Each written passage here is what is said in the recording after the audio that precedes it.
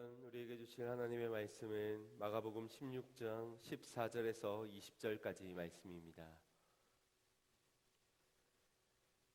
마가복음 16장 14절에서 20절까지 말씀.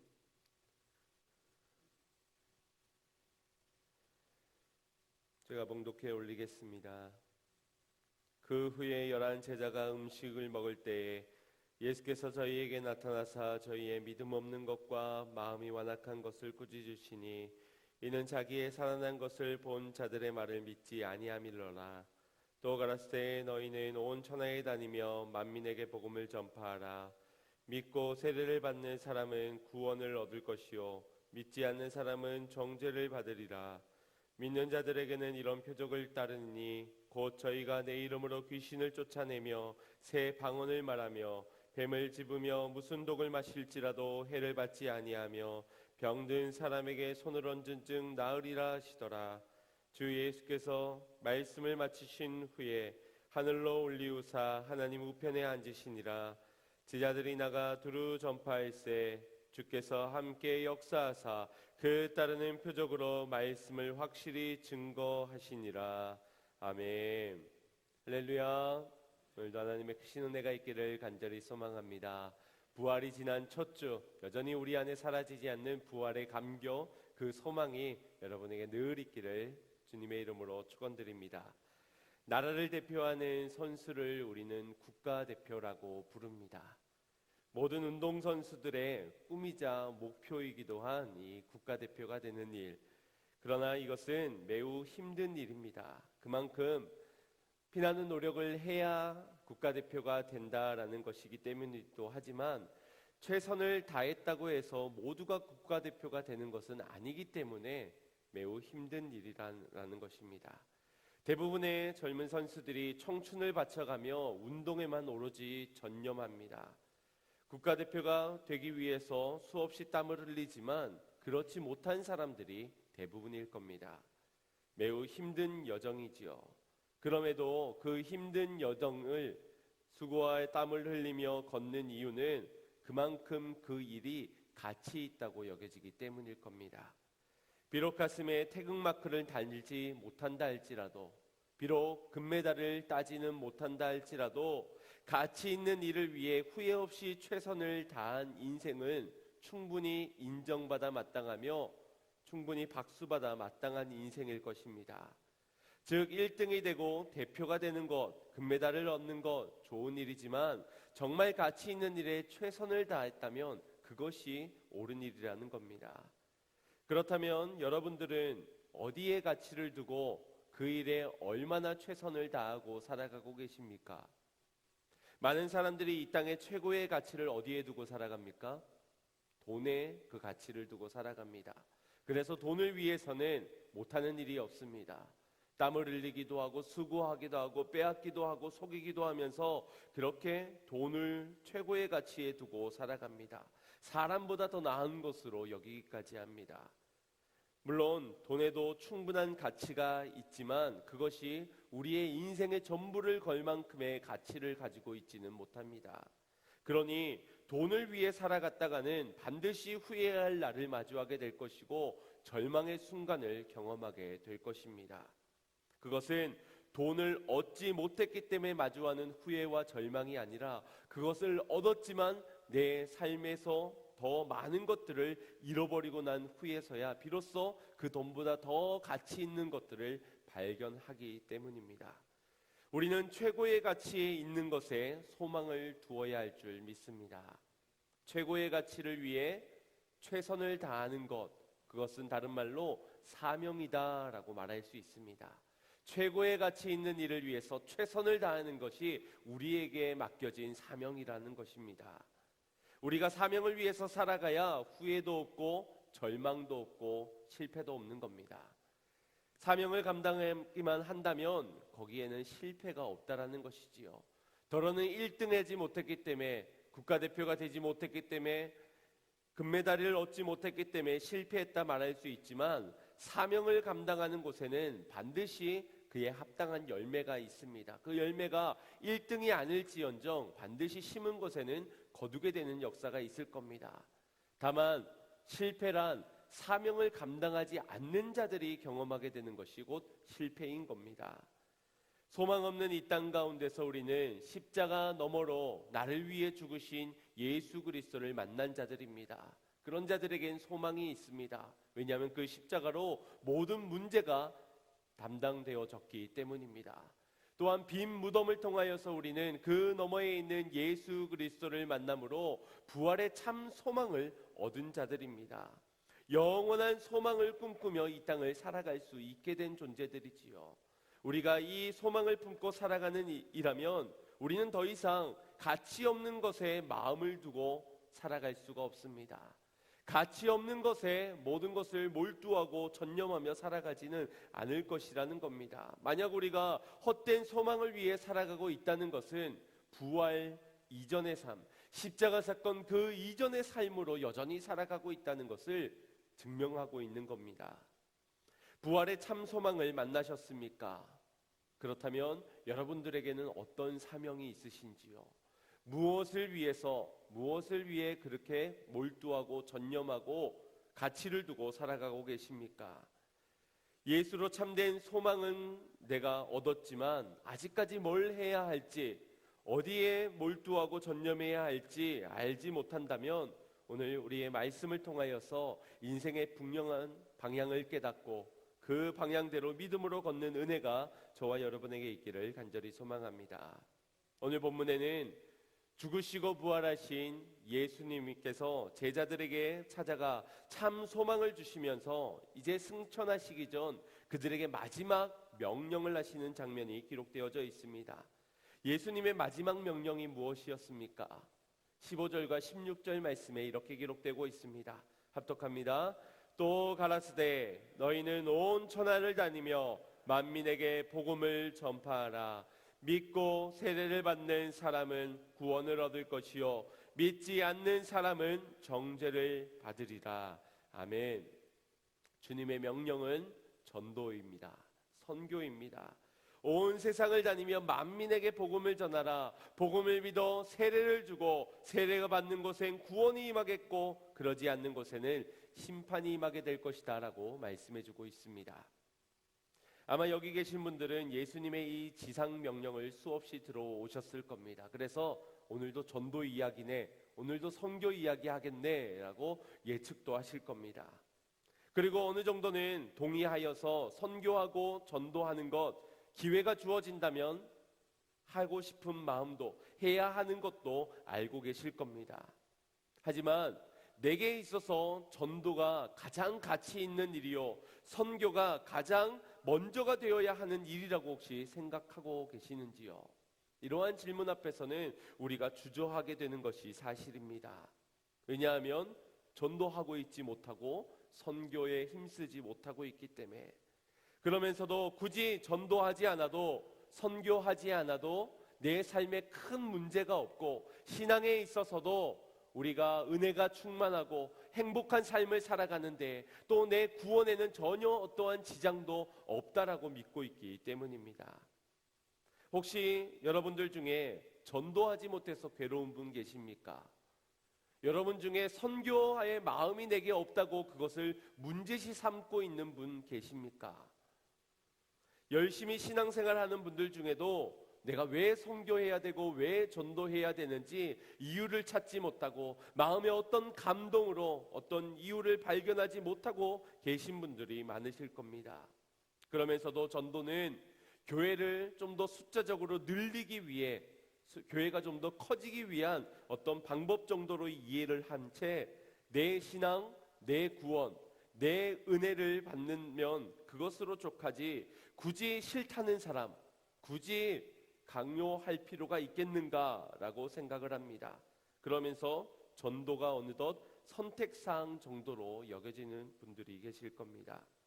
통계적으로 어디서든지 복음을 주어진 장소에서 전하는 사람은 교회의 약 10% 정도밖에 되지 않는다고 합니다. 그 10%의 사람들은 만나는 사람들에게 작게나마 복음을 전하고 구원에 대해서 전해줍니다. 그 외의 사람들에겐 복음 전파는 선택사항이고 전도보다 더 가치 있는 일이 자신의 인생에 있다고 그 일에 더 힘쓰며 살아갑니다. 그러나 우리가 분명히 기억해야 할 것은 전도는 선택이 아닙니다. 해도 되고 안 해도 되는 것이 아니라는 겁니다. 예수님께서 십자가를 지시며 끝까지 그 사명을 감당했듯이 우리에게 맡겨진 잔, 우리가 감당해야 하는 사명이 바로 전도라는 것입니다. 필수적인 명령인 겁니다. 그런데 주님은 우리가 전도하도록 어떤 설명을 하시거나 설득을 하시거나 회유를 하신 적이 없으십니다. 그저 소망이 없는 자들에게 참 소망이 되어 주시기만 하셨습니다. 그리고 명령하셨습니다. 그만으로 소망이 없던 우리가 유일한 소망이신 예수 그리스도를 품게 되었다면 그 하나만으로도 우리는 충분히 이 땅 가운데서 전도하고 선교하는 일에 최고의 가치를 드릴 수 있어야 할 것입니다. 여러분 기억하십시오. 천국에서는 전도하고 싶어도 전도할 수가 없습니다. 이 땅에 여러분의 육체가 존재하는 한 그때에 우리에게 허락되어진 것이 전도요 선교라는 겁니다.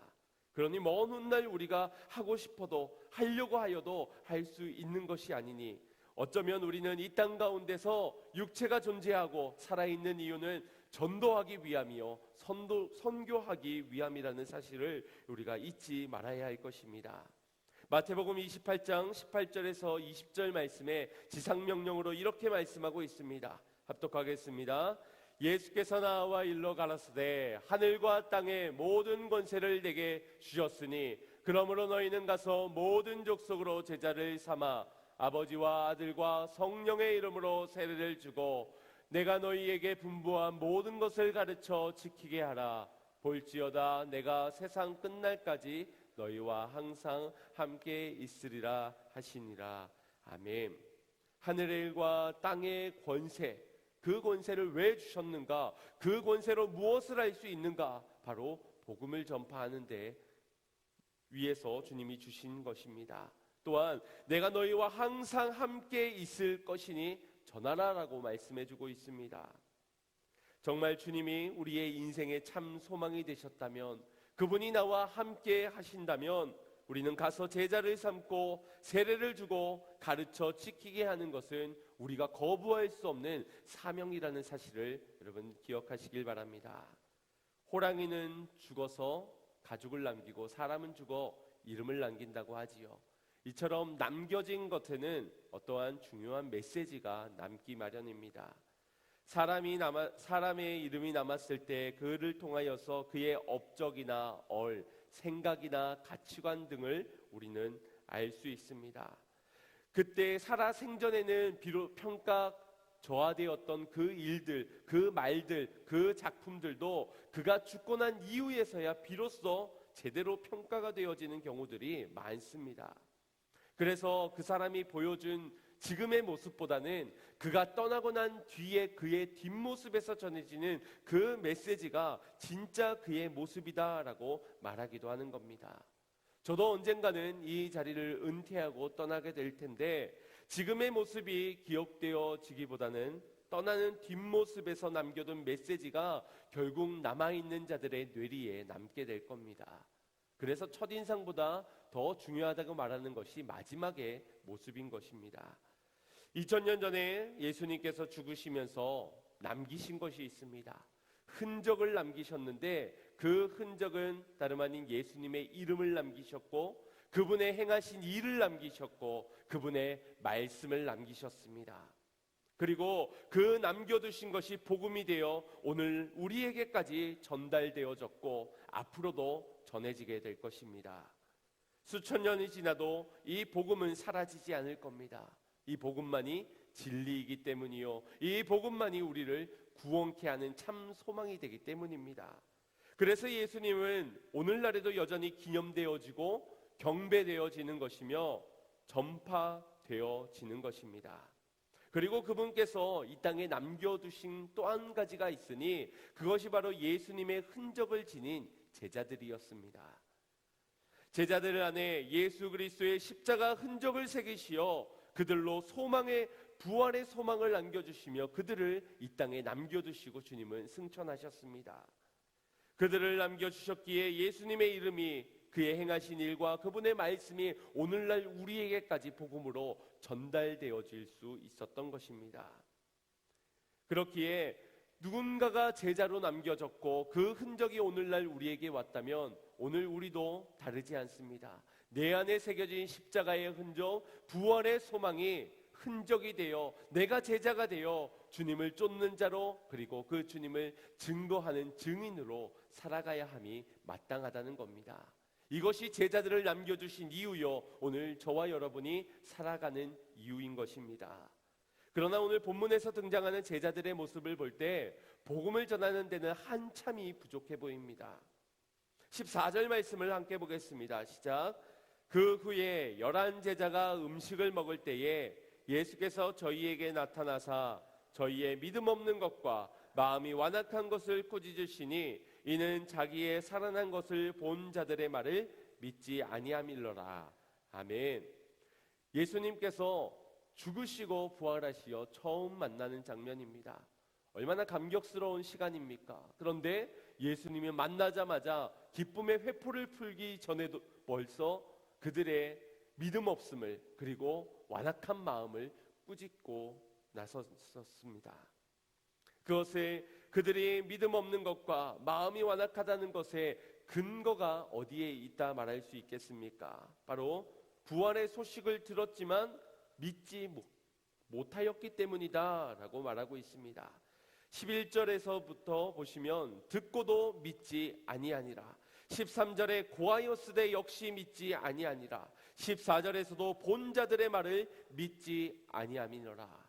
한결같은 반응, 믿지 아니함이니라. 이것이 제자들의 모습이었습니다. 예수님께서 살아생전 분명 내가 곧 잡히시어 죽게 될 거지만 다시 살아나게 될 것을 말씀해 주셨건만 그 말씀이 남아있지 못한 거로 믿지 못한 것입니다. 흔적을 남겨주셨지만 그 말씀이 그들에게 머물지 않았기 때문에 그들은 처음 만난 그 자리에서 죽으시고 부활하신 이후에 만난 그 감격스러운 만남의 꾸지람을 받게 된 것입니다. 그렇다면 더 확실해진 것은 이 제자들은 자격 미달이라는 겁니다. 증인으로서, 복음을 전하는 전도자로서 턱없이 부족한 자격 미달이라는 사실. 믿음이 없는 자들, 마음이 완악한 자들에게 무엇을 맡길 수 있겠습니까? 무엇이 기대가 되겠습니까? 누군가에게 중요한 일을 맡길 때는 그 사람의 능력치, 경험치, 가능성을 보지 않을 수가 없습니다. 그래서 그 모든 것들이 충족되어질 때 어떠한 일을 맡길 수가 있지요. 그래서 만약 선택사항이 있다면 그 중에서 제일 괜찮은 적임자를 찾아서 그에게 권한을 주고 그로 그 일을 감당케 할 것입니다. 그러나 마지막까지 보여줬던 제자들의 모습은 중요한 일을 맡길 만큼, 예수님을 대신하여서 이 땅에서 중요한 일을 사명으로 허락할 만큼의 어떤 가능성도 보이지가 않습니다. 그런데 어째서 예수님은 제자들을 그래도 제자들이라 말씀하고 있는 겁니까? 자선사업가도 아니고 왜 이토록 제자들에게 집착하는 것일까요? 예수님의 고집이라고 말할 수도 있을 겁니다. 아니면 그나마 제자들이 그나마 나은 편이다 라고 말할 수도 있을 겁니다. 그것도 아니라면 우리는 알지 못하는, 육의 시선으로 보지 못하는 영적인 무언가가 그들에게 특별하게 있었다라고도 말할 수 있습니다. 그러나 그것보다는 더 깊은 의미가 주님께 있었습니다. 저도 사람인지라 말을 해도 말귀를 못 알아듣는 사람에게, 그리고 실망스러운 결과만 안겨주는 사람에게는 일을 맡기지 못합니다. 그 사람 하나의 책임으로 끝날 문제면 괜찮지만 그 한 사람으로 인하여서 많은 사람들, 공동체가 함께 영향을 받게 된다면 더욱 결단을 내릴 수밖에 없습니다. 더욱이나 그를 변화시키는 것이 내 능력 밖의 일이고 내가 할 수 없는 일이라고 여겨진다면 어쩔 수 없습니다. 함께 동력할 수가 없는 겁니다. 저는 함께 동력할 사람을 볼 때 중요하게 보는 대목 중에 하나가 배우고자 하는 자세가 있는 사람입니다. 많은 재능을 가지고 있지만 그 재능으로 쉬운 일, 효율적인 일을 선택하여서 빠르게 처리하는 사람들보다는 어렵더라도 시도하고 부딪히면서 그 속에서 배우기를 힘쓰는 사람, 그 사람을 좋아합니다. 비록 지금은 좋은 결과를 내지 못한다 하더라도 멀리 보면서 지금은 인내하고 지금은 그 속에서 배우려는 사람, 그 사람을 기대하게 됩니다. 왜냐하면 저 역시도 그런 사람이 되고 싶기 때문입니다. 제 이러한 기준에서는 오늘 제자들의 모습은 땡땡땡입니다. 명색이 제자라고 하는 이들이 마지막까지 모습을 보이는 것은 이 모양 이 꼴입니다. 한숨밖에 나오지가 않지요. 뭔가를 권한을 주고 그들에게 뭔가를 맡기기에는 턱없이 부족한, 배우기를 힘쓴 것도 아니고 남아있기를 지키기를 힘쓴 것도 아니고 뭔가를 시도해 보려고 하는 그러한 모습도 없습니다. 저라도 더는 실망하고 싶지 않아서, 더는 문제가 커지지 않기 위해서 손절할 것 같습니다. 그럼에도 불구하고 주님은 믿음 없는 것을 책망하시고 마음이 완악한 것을 꾸짖으면서 그 이후에는 당장 내 눈앞에 사라져, 더 이상은 너네를 믿을 수가 없어, 다른 사람 알아볼 테니까 너희는 더 이상 내 제자가 아니야 라고 말해야 이 14장 14절 이후의 대사가 어울릴 듯한데, 주님은 제자들을 꾸짖고 책망하셨기로 그들을 향한 명령, 그들을 향한 뜻하심의 사명을 거두지 아니하셨습니다. 도대체 어떤 기대가 그들에게 있었기 때문이고 어떤 기준으로 그들을 생각했기 때문일까요? 예수님께서 부활하시어 가장 처음 만난 이는 막달라 마리아였습니다. 그 당시 여인이라는 존재는 증인으로서 어떤 인정도 받지 못하는 그런 시대였습니다. 천한 존재였기 때문에 그가 무엇을 증언한다, 그것을 믿어줄 사람은 아무도 없던 시대였습니다. 그런 그녀를 먼저 만나주시고 그리고 그에게 말씀하시길 제자들에게 가서 이 일을 전하여라 라고 명하기까지 하셨습니다. 왜 하필 가장 천대받는, 가장 신뢰받지 못하는 그녀에게가, 그것도 과거에 귀신 들렸던 전력이 있던 그 막달라 마리아에게 가서 증인되라 하신 것입니까? 세상의 눈으로 볼 때는 예수님의 실책이라고 보여지는 대목입니다. 그 다음으로 예수님이 만나주신 이는 엠마오로 떠나가던 두 제자였습니다. 그들이 이 예루살렘을 떠나 엠마오로 가는 이유는 실패했기 때문에, 더 이상 소망이 여기에 없기 때문이었습니다. 예수님은 죽으셨고 더 이상 이 땅 예루살렘 가운데서는 어떤 희망도 찾지 못했기 때문에 떠나고 있는 그들, 이름조차 밝혀지지 않는 두 사람, 주님은 그 두 사람을 만나주시고 또 다른 증인으로 세워주셨습니다. 그리고 오늘 14절 본문에 이르러서 남은 11 제자에게 가셨지요. 그들은 어떤 자들입니까? 예수님이 꾸짖었듯이 믿음이 없는 자들입니다. 완악한 마음을 가진 자들이었습니다. 그럼에도 불구하고 그들을 증인 삼으시며 명령하셨습니다. 만민에게 복음을 전파하여라. 부활의 증인이 되라고 말씀하신 겁니다. 증인으로서 너무나도 부족해 보이고 연약해 보이는 그들을 구태여 증인 삼으시려는 예수님의 의도를 여러분들은 이해하시겠습니까? 그러나 가장 이해 못할 것을 어쩌면 이 자리 가운데 아무런 공로 없이 주님의 증인이라고 세워진 저와 여러분이 아닐까라는 생각을 합니다. 여러분이 아니더라도 저 한 사람만 보더라도 여러분보다 뭐 더 아는 게 있다고, 뭐 더 배운 게 있다고, 뭐 대단한 거 내세울 게 있다고 이 자리에서 복음을 증거하고 있단 말입니까? 질그릇과 같은 나를 사용하시고자 하시는 주님이 이해되어져서 이 자리에 서 있는 것이 아닙니다. 다만 가장 가치 있는 일이 무엇인지로 저로 발견케 하셨고 저의 참 소망이 되어주셨으며 이것이 내게 허락하여진 사명이라고 믿게 하셨기에, 나로서는 소망이 없지만 내 안에 계신 주님은 소망이 있으시기에 그저 이 자리에 서서 감당하고 있을 뿐입니다. 예수님께서 복음을 증거할 증인으로 시대적 약자였던 여인을 찾아가셨고, 실패자로 소망을 잃어 떠나가던 두 제자에게 찾아가셨고, 오늘 믿음 없는 제자들을 찾아가서 불러주신 이유는 바로 복음을 증거하는 일에는 어떤 조건이나 여건, 자격 요건들이 갖추어져야만 하는 것이 아니라는 것을 우리에게 말씀해 주고 있는 겁니다. 오히려 이토록 약한 자들을 택하여 강한 자들을 부끄럽게 하시려고 구태여 질그릇과 같은 저와 여러분을 증인으로 불러주신 줄 믿습니다. 고린도전서 1장 26절에서 29절 말씀 합독하겠습니다. 시작. 형제들아 너희를 부르심을 보라. 육체를 따라 지혜 있는 자가 많지 아니하며 능한 자가 많지 아니하며 문벌 좋은 자가 많지 아니하도다. 그러나 하나님께서 세상에 미련한 것들을 택하사 지혜 있는 자들을 부끄럽게 하시려고 세상의 약한 자들을 택하사 강한 것들을 부끄럽게 하려 하시며 하나님께서 세상의 천한 것들과 멸시받은 것들과 없는 것들을 택하사 있는 것을 피하려 하시나니 이는 아무 육체라도 하나님 앞에서 자랑하지 못하게 하려 함심이니라. 아멘. 오늘 저와 여러분은 어떤 모습입니까? 미련한 자요, 약한 자요, 천한 것들, 멸시받는 것들, 그런 우리를 주님께서 부르시어 저들을 부끄럽게 하시려고 오직 하나님만 자랑케 하시려고 오늘 우리를 증인으로 부르신 줄 믿습니다. 이처럼 증인으로서는 어떤 조건이나 제약이 있지 않습니다. 그저 복음으로 믿는 자, 예수 그리스도를 만난 자, 부활의 참 소망 가운데 무엇이 가장 가치 있는 일인지 깨닫게 된 자들이 증인이 되는 것입니다.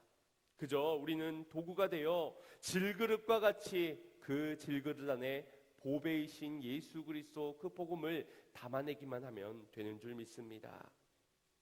또한 우리가 복음을 전해야 할 대상 또한 제한이 없다 말씀하십니다. 만민에게 복음을 전파하라 하셨습니다. 이 만민에는 여러분의 남편은 제하고 여러분의 시부모님은 제하고 여러분의 직장 상사는 제하라고 말씀하고 있지 않습니다. 부자가 천국에 가는 것이 낙타가 바늘개에 들어가는 것보다 어렵다라고 말씀하셨지만 그럼에도 불구하고 만민인 것은 부자들에게도 전해야 하는 것이 바로 이 복음인 겁니다. 온 세상에 창조된 모든 피조물에게 주의 부활하심을 제한 없이 때를 얻든지 못 얻든지 전해야 하는 것이 우리의 사명이라는 것입니다. 그 당시 부활의 증거가 얼마나 많았겠습니까? 왜냐하면 그 부활 자체가 사실이기 때문에 여기저기에 증거들 뿐이었을 겁니다. 먼저는 큰 돌이 옮겨지게 된 것, 그리고 그 무덤에는 빈 무덤으로 시체가 없었던 것, 그 앞에 경비가 지키고 있었을 때에 이 모든 것을 목격하게 된 것, 그리고 다시 사신 예수님을 만났던 수많은 사람들이 곧 증거들입니다. 더욱이나 이 일에 앞서 예수님께서 말씀하신 그대로 죽으시고 말씀하신 대로 다시 사셨으니 무엇이 증거가 더 필요하겠습니까? 그럼에도 불구하고 모두가 믿었는가? 그렇지 못했습니다. 급속도로 10년 내에 이 기독교가 부활의 신앙들이 굉장히 크게 성장하게 되었지만 믿는 자의 수가 더해졌지만 여전히 그 안에는 믿지 않는 자들이 있었고 마음이 완악한 자들이 있었다라는 겁니다. 우리가 이것을 통해서 알 수 있는 것은 믿음의 주체는 내게 있는 것이 아니라는 겁니다. 증인이 되는 기준은 내게 있는 것이 아니라는 겁니다. 주님께서 보여주신 자가 증인이 되는 것이고 주님께서 들려주신 자가 증인이 되는 것이며 주님이 만나주신 자가 증인이 되는 겁니다. 때로는 꾸짖어준 자가 책망해서라도 증인되게 하신 그 주님의 은혜가 입은 자가 비로소 증인으로서 세워질 수 있는 줄 믿습니다. 그래서 오늘 저와 여러분이 증인된 겁니다. 다른 어떤 이유에서가 아니라 주님이 내게 보이셨고 말씀을 들려주셨고 소망 가운데 만나주셨고 때로는 성령 안에서 꾸짖으시며 책망하시며 나로 증인의 이 길을 걷게 하여 주셨기 때문에 오늘 우리가 이 증인됨을 어찌 부인할 수 있겠습니까? 내게 새겨진 이 흔적, 그래서 남겨둔 우리를 어찌 우리의 이 사명을 잊고 살아갈 수 있겠습니까? 무엇이 더 가치 있는 것이다라고 다른 것을 더 우선시할 수 있겠냐는 겁니다. 지난주 빈 무덤에서 여인들은 흰옷 입은 천사를 마주하고 그 천사는 그녀들에게 이렇게 명령을 내렸습니다. 7절 말씀 보겠습니다. 가서 그의 제자들과 베드로에게 이르기를 예수께서 너희보다 먼저 갈릴리로 가시나니 전에 너희에게 말씀하신 대로 너희가 거기서 배우리라 하라 하는지라. 아멘.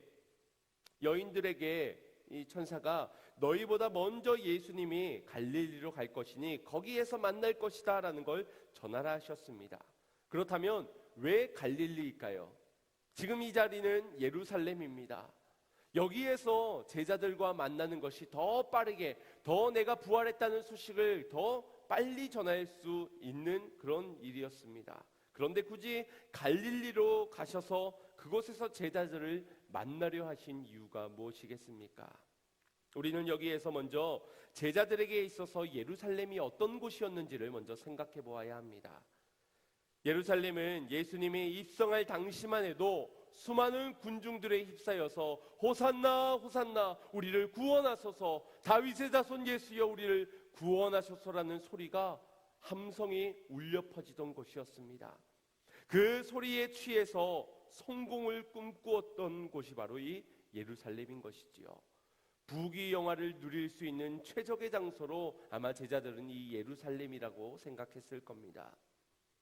그리고 성만찬을 가진 자리, 그 자리에서 예수님은 곧 잡히시어 죽음을 맞이하게 될 것을 말씀해 주시고 다시 사실 것을 제자들에게 전해 주셨지만, 그 자리에서 제자들의 중요한 것은 누가 크냐, 누가 우리 중에 큰 자냐라는 것을 논쟁한 그 모습만 보더라도 이 예루살렘이라는 곳이 제자들에게 어떤 의미를 주는 곳이었는지를 우리가 알 수 있습니다.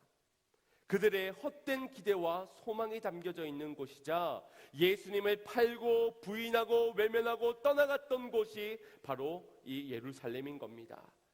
인생의 실패가 보여지는 그 흔적이 남은 곳, 이것이 예루살렘, 제자들에게 그런 곳이었습니다. 반면에 갈릴리라는 곳은 어떤 곳입니까? 제자들이 가장 처음 예수님을 만난 자리였습니다. 그분에게서 빛을 보았고 진리를 발견하게 되었고 그분의 뜨거운 사랑 안에서 모든 것을 버려두고 예수님을 쫓기를 결단했던 자리가 이 갈릴리였습니다.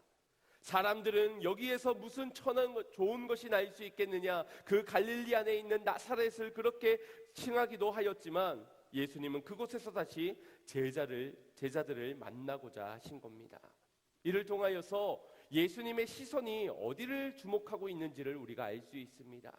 제자들의 단점, 허물, 자격 미달인 부분들, 지난날의 모든 과거에 예수님의 시선이 머물러 있는 것이 아니라 제자들이 다시 회복되어져 사명 가운데 일어나 하나님 나라의 일을 감당할 것을 주님의 비전을 바라보셨기 때문에 이 갈릴리에서 만나고자 하셨고, 거기에서 회복되어져 사명 가운데 나아간 제자들이 예루살렘을 온전하게 예수님과 같은 시선으로 저 예루살렘을 바라볼 수 있기를 원하셨던 것입니다.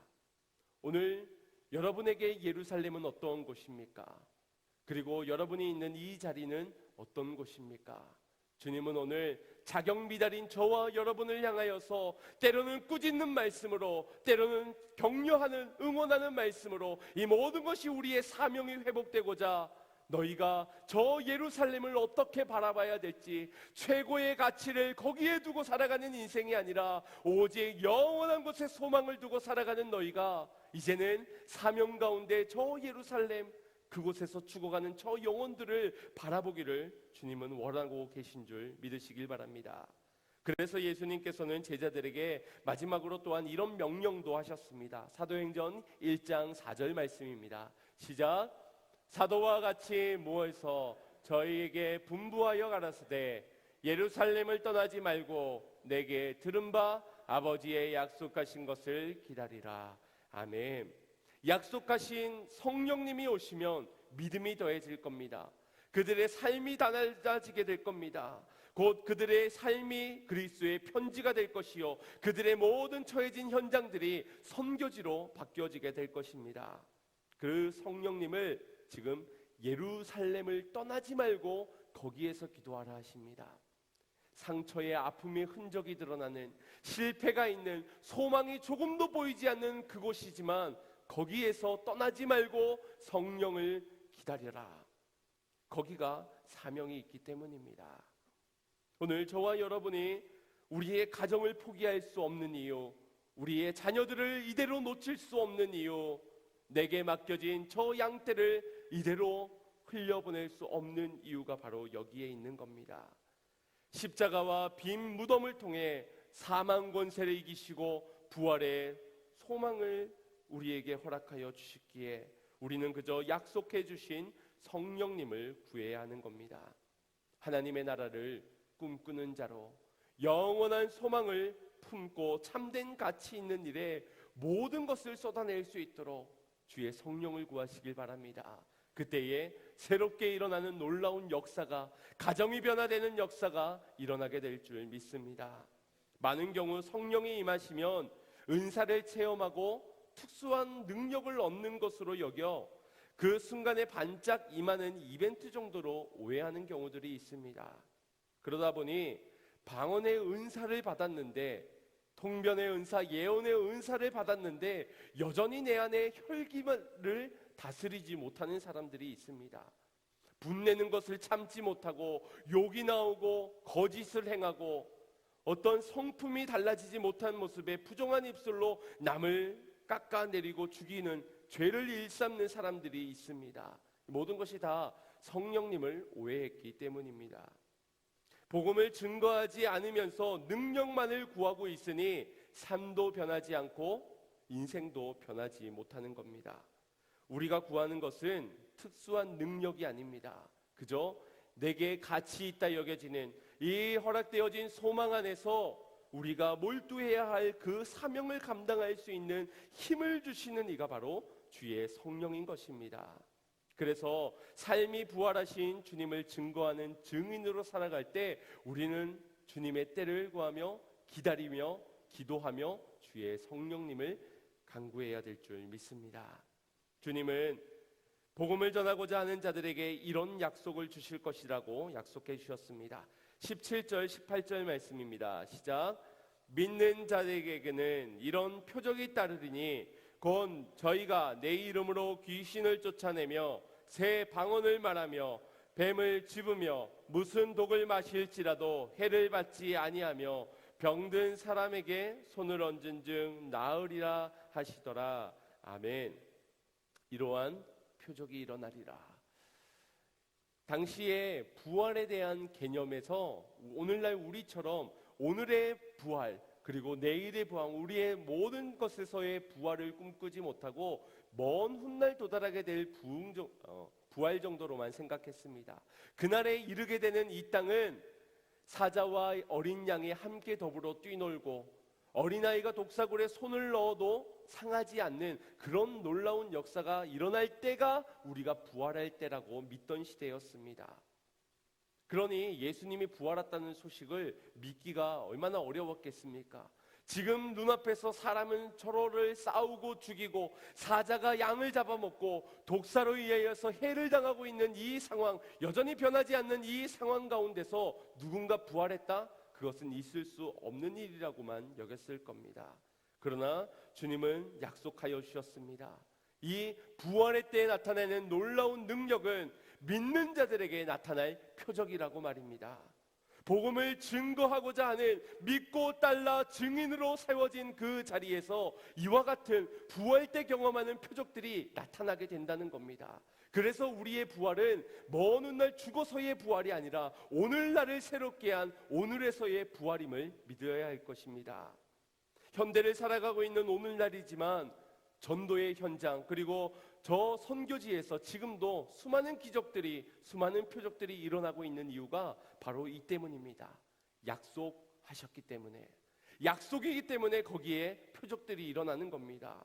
그러면 오늘 저와 여러분의 삶의 현장에서 이와 같은 표적이 기대되어지고 이와 같은 표적들이 나타나야 되는 것 아니겠습니까?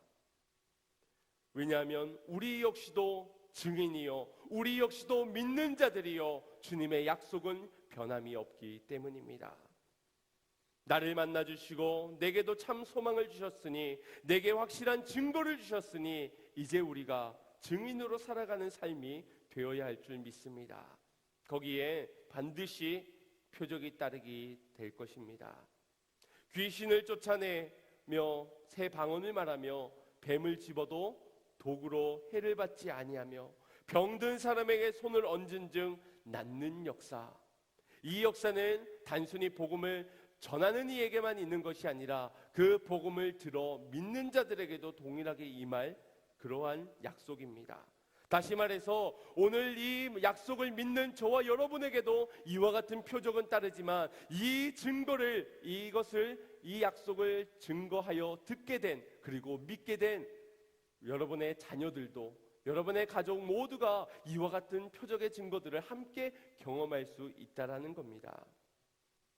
20절 말씀을 함께 보겠습니다. 시작. 제자들이 나가 두루 전파할세 주께서 함께 역사하사 그 따르는 표적으로 말씀을 확실히 증거하시니라. 아멘. 제자들은 비록 꾸짖음을 당했지만 그들은 다시 만나 찾아오신 예수 그리스도를 만남으로 사라지지 않는 흔적 가운데 나가 두루 전파하게 되었습니다. 제자들이 두루 나가 전파할세, 부활의 증인들이, 참 소망을 가진 자들이 두루 나가 전파할세, 오늘 양문교회 성도들이 두루 나가 전파할 때 표적이 따르게 될 줄 믿으시길 바랍니다. 확실한 약속을 붙잡고 나아갈 때 반드시 이 표적은 일어나게 된다는 겁니다. 이것은 우리가 뛰어나고 특별해서가 아닙니다. 어떠한 자격 요충을 갖추어서가 아니라는 겁니다. 목사이기 때문에 되고 평신도이기 때문에 안 되고 그렇지 않는 겁니다. 우리가 특별해서 뛰어나서 대단해서가 아니라 우리 안에 있는 복음의 능력이 그러하기 때문입니다. 주님의 약속이 분명하기 때문입니다. 우리의 자랑할 것도 없고 보잘것도 없는 질그릇과 같지만 주님이 나타내 보이신, 그리고 우리에게 새겨주신 그 복음이 진짜이기 때문입니다. 오늘 이 진짜를 감출 수 없는, 숨길 수 없는 이 흔적을 드러내시어 이와 같은 표적을 여러분의 인생에 날마다 경험하시기를 주님의 이름으로 축복합니다. 세워진 모든 현장에서 복음을 증거하는 증인으로 살아내십시오. 마음만 가지고선, 지적 동의만 가지고서는 그래 부활하셨지, 그래 예수님 부활하셨지, 그러나 여전히 우리의 몸은 세상을 향해서, 헛된 소망을 향해서, 가치 없는 일을 향하여서 나아가고 있다면 그것은 증인된 자라고 말할 수가 없습니다. 마음을 쏟는 곳에 몸이 함께 따라와야 되는 겁니다. 오늘 새벽 예배 때 함께 말씀을 나누었듯이 주님은 우리의 몸을 원하십니다. 마음도 원하시지만 몸도 원하시는 것은, 우리의 마음은 마음만으로 되는 것이 아니라, 입으로만 말하고 끝나지는 것이 아니라 주님이 원하시는 마음은 곧 우리의 중심이요, 우리의 전부요, 우리의 방향을 의미하는 겁니다. 결국 산제사로 나를 드려지기를 원하는 것입니다. 증인이라면 여러분의 방향을 분명히 하시고 몸을 들여 주님께 거룩한 산제물이 되십시오. 우리의 육체의 몸을 들여 주님이 받으실 의의 병기로 드려지시기를 바랍니다. 우리의 몸이 복종치 않는다면 복종케 해서라도 하나님의 복음을 전파하는 자로 살아내시기를 바랍니다. 어떠한 신앙이 있는 사람에게 젊은 사람들이 찾아가 비꼬듯이 이렇게 물었습니다. 예수님이 부활하셨다는 것을 믿는다는데 도대체 예수님이 부활하신 것을 어떻게 증명해낼 수 있겠습니까? 라고 물었습니다. 어떻게 당신이 믿을 수 있게 되었고 그것을 증명해보라고 말하고 있는 겁니다. 그 남자의 입장에선 참으로 난처하겠지요. 눈에 보여지지 않는 이 예수님을 어떻게 전해야 할까? 어떻게 설명해야 할까? 그는 다른 말을 하지 않았습니다. 한 가지 내가 당신에게 분명하게 전할 수 있는 것은 오늘 아침에도 부활하시고 살아계신 그 주님과 나는 대화를 나누었기 때문에 나는 믿습니다 라고 전하였습니다. 오늘 그만큼의 믿음이 저와 여러분에게 있습니까? 살아계신 주님, 나를 위해 죽으시고 나를 위해 부활하신 그 주님을 정말 믿고 있습니까? 흔적은 있지만 감추려 하고 숨기려 하였던 우리의 모습이진 않는지요? 냄새는 숨길 수 없다고 하지요. 그리스도의 향기는 드러날 수밖에 없는 겁니다. 다시 한 번 더 우리 안에 분명하게 새겨진 이 진짜 복음, 참 소망, 이것을 우리가 흔적을 드러내는 삶으로, 증인의 삶으로 살아가시어 여러분의 가정과 여러분의 직장, 삶의 모든 현장에서 하나님의 나라를 임하게 하시고 구원을 선포하는 표적이 드러나는 놀라운 축복이 있기를 주님의 이름으로 축원드립니다. 축원드립니다. 우리 같이 약속을 믿으면서 우리에게 맡기신 가장 가치 있는 일, 사명을 기억하면서 우리 함께 결단하며 찬양했으면 좋겠습니다.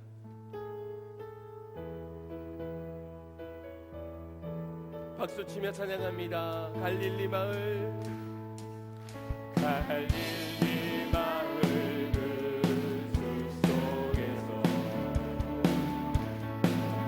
주님 그녀랑 그냥 다시 만나시사 마지막 그들에게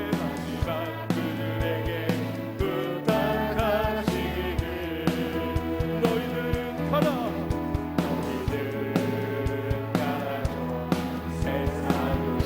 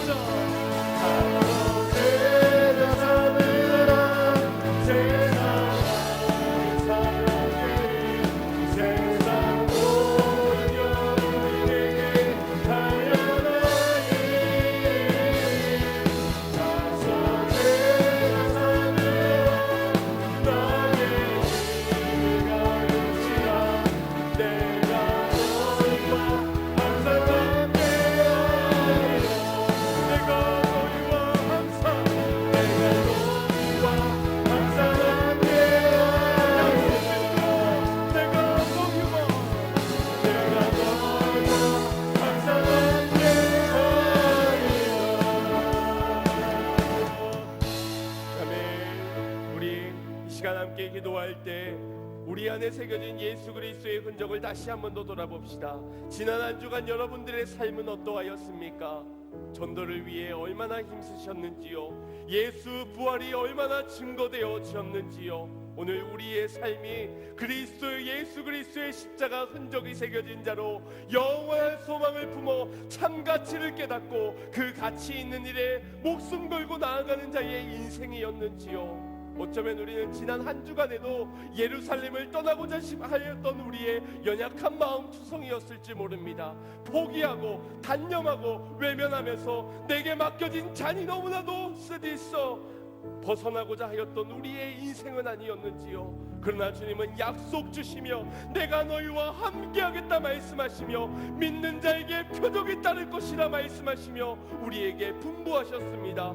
예루살렘을 떠나지 말고 오직 주의 약속하신 것을 기다리라고. 우리 이 시간 같이 기도할 때 주님 내게 성령의 충만함을 허락하여 주시어 내게 새겨진 이 흔적이 아버지 하나님의 세상을 향하여서 증거되어질 수 있는 자로, 복음의 편지로 사명자로 살아갈 수 있는 전도자 되게 하여 주시옵소서. 가정을 변화시키고 자녀들을 세워가며 나의 모든 삶의 자리에서 하나님의 구원을 선포할 수 있는 자로 살아가게 해달라고 우리 주여 한번 부르짖고 합심하여 기도하겠습니다. 주여, 사랑의 주 하나님 감사를 드립니다. 오늘 제가 이 길로 방황떠져 있는 우리를 향하여서 주님은 나를 찾아오시어 내게 말씀하여 주실 때에 아버지 하나님의 책망서 주님의 꾸준함을 느끼게 하여 주시옵소서. 그럼에도 나를 만나주신 자격 없는 자, 자격 없는 나 같은 자를 찾아와 만나주신 주님을 기억하며 오늘 내가 주님으로 부르받는다는 사실을 잊지 않는 자가 되어야 할 줄 믿습니다. 복음의 능력이 있기에 그 복음의 진짜이기에 감출 수 없기에 내게 새겨진 이 흔적 가운데 세상을 향하여서 전하는 자는 우리가 살아낼 수밖에 없는 줄 믿습니다. 전하는 자 되게 하시고 만민을 향하여 복음을 전파하는 자가 되게 하여 주시오. 주의 모든 표적들을 삶에서 경험하는 인생들 되게 하여 주시옵소서. 예루살렘을 떠나지 않겠습니다. 내게 실패의 자리이지만 상처가 되는 자리이지만 희망이 보이지 않지만 내게 희망을 오직 주님밖에 없사오니 소망 되신 주님으로 함께 복음을 전하는 모든